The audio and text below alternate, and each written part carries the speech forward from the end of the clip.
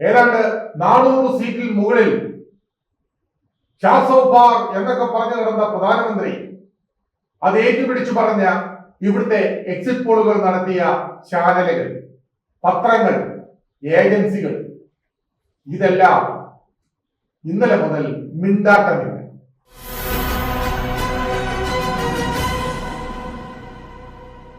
നമസ്കാരം.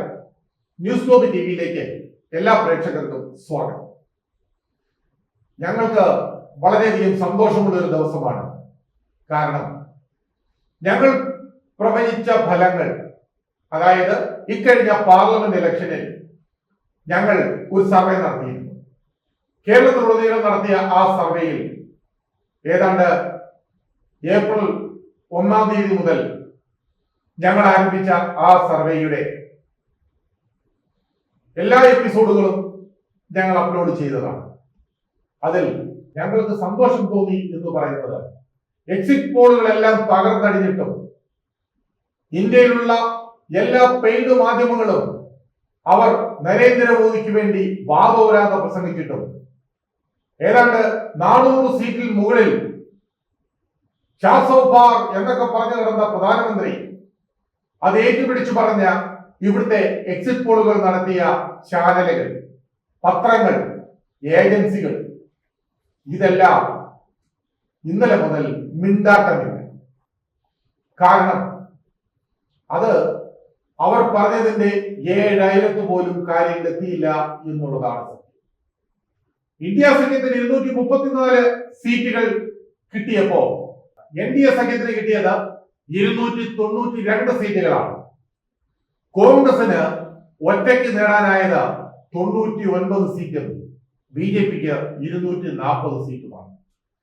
കേവല ഭൂരിപക്ഷം പാർലമെന്റിൽ വേണ്ടത് 270 സീറ്റ് ആയതുകൊണ്ട് അതിന് NDA സഖ്യത്തിന് കഴിയും എന്നുള്ളതാണ് സത്യം.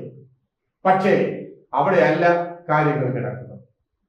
കാര്യങ്ങൾ മുഴുവൻ കിടക്കുന്നത് സഖ്യകക്ഷികളായ TDPയും അതേപോലെ JDU ഒക്കെ ഇപ്പോൾ തന്നെ അവരുടെ ആഗ്രഹങ്ങളോ അവരുടെ സ്ഥാനമാനങ്ങളെ കുറിച്ചുള്ള ആ വിലപേശലുകളും ഒക്കെയാണ് BJPക്ക് ഏറ്റവും കൂടുതൽ തലവേദനയാകുന്നത്. രാമചന്ദ്രബാബു നായിഡു പറയുന്നത് അദ്ദേഹത്തിന് ഉപപ്രധാനമന്ത്രി പദം വേണം, 3 ക്യാബിനറ്റ് മന്ത്രിമാർ വേണം, 2 സഹമന്ത്രിമാർ വേണം.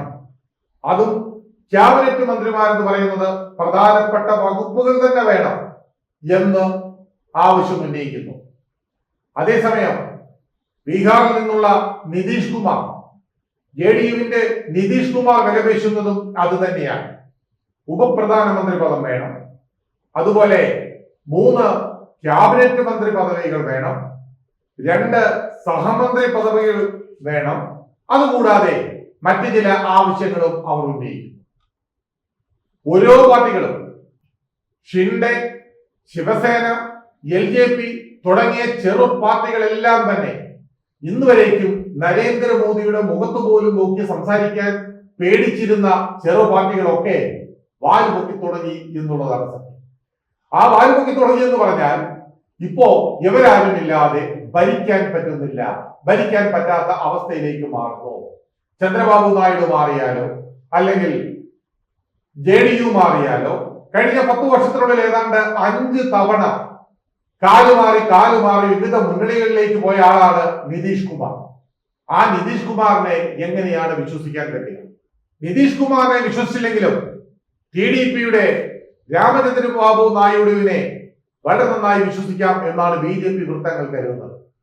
അദ്ദേഹത്തിന് ഉപപ്രധാനമന്ത്രിയാകാൻ വലിയ താല്പര്യമൊന്നുമില്ല. പക്ഷേ അദ്ദേഹത്തിന്റെ മകൻ നരലോകേഷ്, അമേരിക്കയിൽ നിന്നും MBA ഒക്കെ പഠിച്ചു പാസ്സായിട്ട് വന്ന നരലോകേഷ് ഇടയ്ക്ക് രാമചന്ദ്രബാബു നായിഡുവിനെ ജയിലിലടച്ചപ്പോ അതിന്റെ പകയുമായി ഏതാണ്ട് കിലോമീറ്ററുകളോളം ഒക്കെ നടന്ന് പ്രചരണം നടത്തി പാർട്ടിയെ തന്റെ കൈക്കുള്ളിലാക്കി പാർട്ടിക്ക് വേണ്ടി പ്രവർത്തിച്ച് ആ പാർട്ടിയെ ഇപ്പോൾ വിജയത്തിന്റെ ഉത്തുംഗ ശൃംഖത്തിലാക്കിയിരിക്കുന്ന നരലോകേഷിനെ ഉപപ്രധാനമന്ത്രിയാക്കണമെന്നാണ് രാമചന്ദ്രബാബു നായിഡുവിന്റെ മോഹം.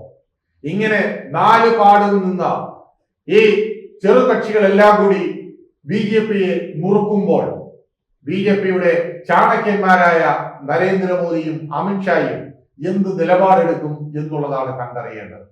എന്താണെങ്കിലും ഇതെല്ലാം നോക്കിക്കണ്ട് ചിരിച്ചുകൊണ്ട് കോൺഗ്രസും ഇന്ത്യ മുന്നണിയും ഇപ്പുറത്ത് വളരെ ശക്തമായി ആഞ്ഞടിക്കുവാൻ കാത്തിരിക്കുന്നു എന്നുള്ളതാണ്.